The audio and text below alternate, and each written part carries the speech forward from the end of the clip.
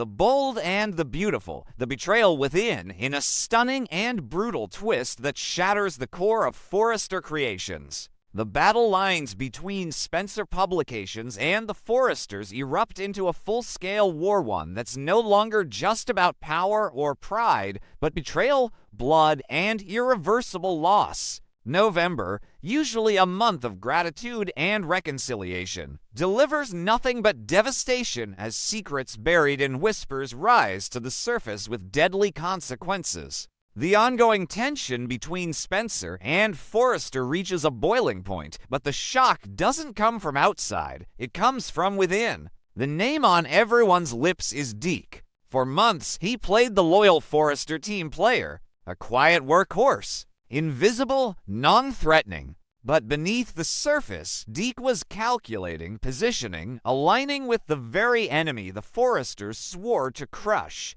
It began with subtle moves. Designs leaked, meetings sabotaged, ideas that never should have left the room began surfacing in Spencer's glossy campaigns. At first, suspicions were vague murmurs of espionage, nothing concrete. But the truth was far worse than any of them imagined. Deke wasn't just a spy. He was a traitor in every sense. He didn't sell information once in a desperate act of survival. He built an entire alliance with the Spencers. And the worst part? He sold out the very woman who believed in him most, Hope Logan. Hope, who had championed Deck's rise within the design team, stood by him when others questioned his ideas. She defended his creative instincts, vouched for his loyalty, and gave him a seat at her table. But Hope's instincts, for once, failed her. When the truth started unraveling, it hit her like a freight train. She connected the dots, the timing of the leaks, the discrepancies in the design archives, the unusual behaviors. One confrontation with a Spencer employee confirmed her worst fears. Deke had handed over one of her unreleased signature designs. Hope didn't waste time. She confronted Deke with a fury unlike any she had ever shown before. Gone was the poised and graceful fashion executive. This was Hope as a woman betrayed, eyes burning, voice trembling, rage barely contained. She demanded answers, but more importantly, she warned him she was going to the Forresters and Deck's betrayal would be known. She thought he might beg. She thought he might confess. He didn't. Deke didn't flinch. He didn't apologize. What he did next sealed his fate and hers. Hope had underestimated just how far Deke was willing to go to protect the conspiracy he built with Spencer. And Deke wasn't alone. Remy, a new recruit at Spencer, initially introduced as a mid-level strategist, turned out to be much more. She had been planted from the beginning. Her job wasn't just to coordinate marketing or to track Forrester's releases. Her job was to secure Spencer's infiltration and make sure no witnesses could disrupt the plan. She and Deke were more than co-conspirators. They were accomplices in something far darker. Hope became that witness, that threat, and before she could expose them, they silenced her. The details of what happened next are shrouded in horror and disbelief. Hope's disappearance was first treated as a mystery and unexplained vanishing act that left the fashion world stunned. But inside Forrester Creations, panic set in. Brooke was inconsolable. Liam was destroyed. Ridge, Eric, Steffi, none could make sense of it. Until the pieces began to fit and the grim realization sank in. Hope was dead. It wasn't an accident. It wasn't a suicide. It was a cover-up. Deke and Remy had orchestrated everything to look clean, but even they couldn't account for the trail of suspicion they left behind. Forrester insiders started digging. The digital footprint Deke tried to erase was partially recovered. Emails, access logs, camera glitches, clues that started to expose the rot from within. The betrayal hits the Forresters like a bullet to the chest. A family built on elegance, power, and legacy is suddenly drowning in grief. Brooke Logan, gutted by the loss of her daughter, turns her grief into fury. Her sorrow is volcanic, and her mission becomes singular: justice. Liam, shattered beyond recognition, spirals between numb devastation and vengeful obsession. He blames himself for not protecting her, for letting the tension with the Spencers fester. Thomas, for once, is no villain. He is broken. Whatever chaos he once brought into Hope's life, this tragedy dwarfs it. He wants revenge as much as he wants closure, and Ridge, for all his decades of control and leadership, feels powerless. He let Spencer get too close. He let trust blind them. And now they've lost Hope literally and symbolically. Her line, "Hope for the future," hangs in limbo. Her designs, once the soul of Forrester's modern era, now exist as relics of a life stolen too soon. But the story doesn't end in grief. As the Forresters begin piecing together the betrayal, they go on the offensive. This isn't just about punishing Deke and Remy. It's about exposing the entire machine Spencer built. Bill Spencer, always playing both sides, finds himself in hot water. Publicly, he denounces the actions of Deke and Remy. Privately, he scrambles to distance himself from any involvement. But Steffi isn't buying it. Neither is Ridge. They want proof, and they'll burn Spencer Publications to the ground if that's what it takes to get it. Meanwhile, Deke and Remy are on the run, but not without resources. Spencer's fingerprints may be on more of this than anyone's willing to admit. The question is, who's protecting whom? Behind the scenes, the Forresters begin mobilizing every ally they have. Carter, with his legal expertise, digs into contracts and communications. Justin, once a Spencer man himself, now becomes a crucial link. If anyone knows how Bill thinks, it's him. Donna and Katie, both torn between blood ties and justice, struggle with the emotional fallout, but stand firm. And then comes the twist. Hope may be gone, but she didn't die without leaving a trace. A final design, encrypted and hidden, is discovered. Not only is it breathtaking, a culmination of everything she had worked toward, but it contains a subtle message, a hint, a clue. Hope knew Deke was dangerous, and while she didn't know she'd pay with her life, she made sure that her final act would leave a trail. Now it's a race. The Forresters push to decode the message and use it to unravel the conspiracy. Deke and Remy, growing desperate, begin making mistakes. They've gone from covert operators to fugitives, and as the net tightens, the fashion world watches in stunned silence. Forrester Creations is wounded, but it's not dead. Not yet. What began as a power struggle between two empires has become something much deeper, a war for legacy, for truth, and for the memory of a woman who believed that style could inspire change. Hope is gone, but her voice is louder than ever. Her death has sparked a reckoning. The betrayal has cut deep, but it's also united the Forresters like never before. And as November closes, there is no peace, only purpose. The fight has just begun, and nobody betrays the Forresters and walks away untouched. In November, The Bold and the Beautiful unleashes one of its most explosive storylines in years, an unrelenting emotional firestorm that fractures alliances, shatters families, and leaves no one untouched. What begins as a seemingly routine paternity check turns into a game-changing revelation, the ripple effects of which tear through the Spencer and Logan families with devastating intensity. What was once assumed to be settled bloodlines, loyalties, and legacies is suddenly up for grabs, and no one sees it coming. Not Will, not Elektra, not Bill or Katie, and certainly not the audience. It begins with a quiet question, buried beneath months of tension. Is Bill Spencer truly the father? The original paternity test had confirmed it, or so everyone thought. But when discrepancies begin to surface, anomalies in the paperwork, mismatched timelines, whispers of lab manipulation, Katie demands a secondary test to silence the doubts that have crept into her mind. Bill scoffs, convinced it's a waste of time. Will is his son.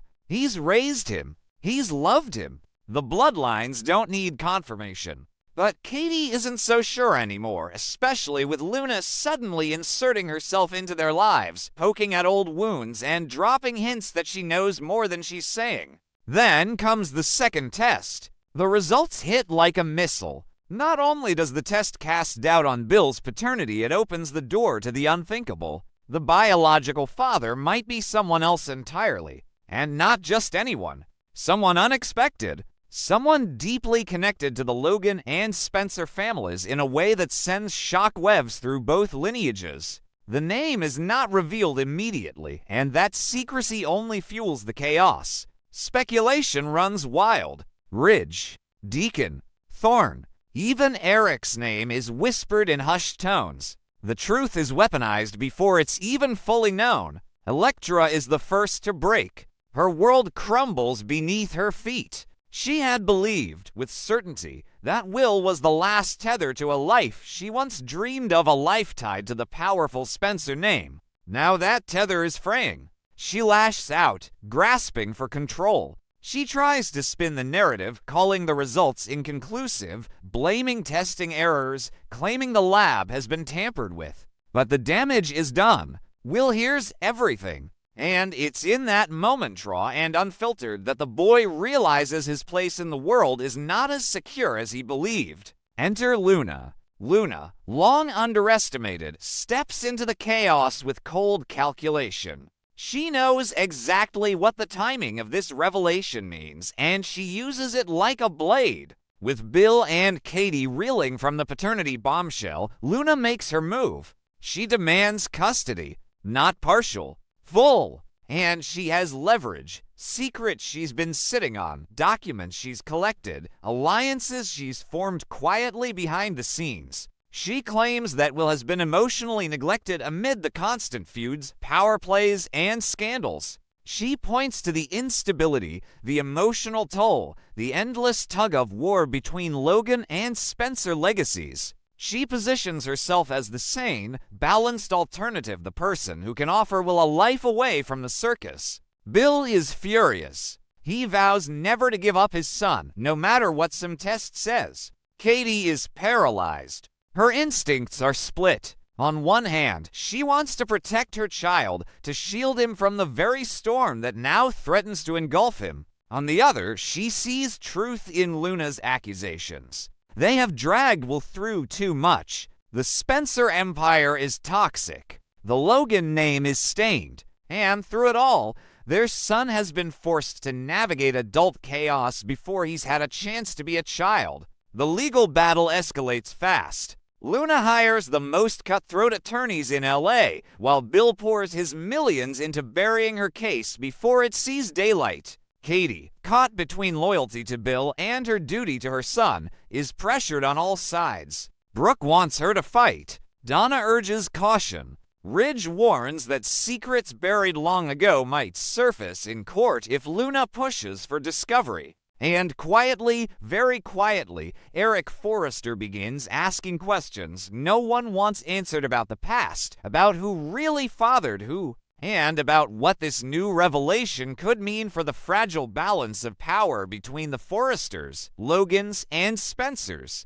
As the case proceeds, Will becomes the unwilling epicenter of a custody war turned identity crisis. He isn't just being asked where he wants to live, he's being forced to question who he is. Is he a Spencer? Is he something else entirely? Was the love he received from Bill conditional on biology? Is Katie's silence protection or betrayal? Worse, both sides begin pulling at him. Bill uses emotional manipulation, reminding him of their father-son traditions, their bond, their shared future at Spencer Publications. Luna and her legal team counter with stories of stability, structure, and the promise of a life free from family warfare. Elektra, seeing her influence waning, attempts to sway Will with public declarations and media spins, turning a private crisis into a PR campaign. Then comes the moment that changes everything. Will is forced to testify. The courtroom is tense, every seat filled, every camera lens trained on the boy who once represented the future of both powerful families. Will takes the stand, and the judge asks the question that no child should ever have to answer. Who do you want to live with? He looks at Bill, then at Katie, then at Luna. His silence stretches for seconds that feel like hours. And finally, his voice cracks as he answers not with a name, but with a plea. I just want this to stop. The courtroom explodes. Bill stands, outraged. Katie breaks down. Luna remains stone-faced, her expression unreadable. The judge delays the ruling, demanding further evaluation. But the emotional damage is irreversible. The custody case has become more than a legal battle. It's a public unraveling of two dynasties laid bare before the world. Meanwhile, behind closed doors, another secret brews. The identity of the true father is known to a select few. Luna, a lab technician, and a man who has yet to come forward. He watches, waits, calculates the perfect moment to step in. But doing so would detonate another bomb, one that could shift the balance of power forever. If his name is revealed, it could mean the end of Bill's influence, the collapse of Spencer's grip on the media world, and the beginning of a new era for the Logan family, depending on who he is. Tensions between the families hit an all-time high. Bill starts lashing out at his own allies, seeing betrayal around every corner. Katie begins questioning her past decisions, wondering whether shielding Will from the truth has only made things worse. Luna's confidence grows with every day the secret stays buried, knowing that the longer she holds the cards, the more power she gains. And Will caught in the middle starts to change. He becomes quieter,